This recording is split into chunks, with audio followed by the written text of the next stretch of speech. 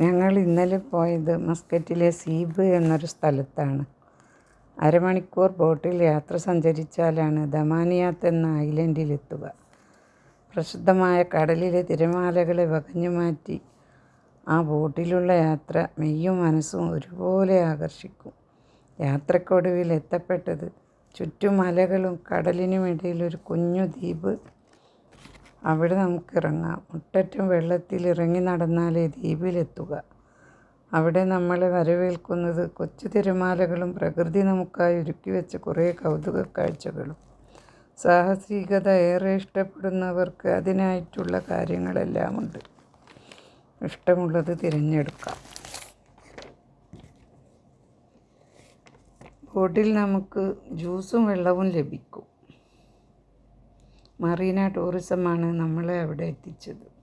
Open ബോട്ടിലാണ്. തിരമാലകളെ മുറിച്ചു മാറ്റി സ്പീഡിൽ പോകുമ്പോൾ വെള്ളം തെറിച്ച് നനഞ്ഞു കൊടുക്കും.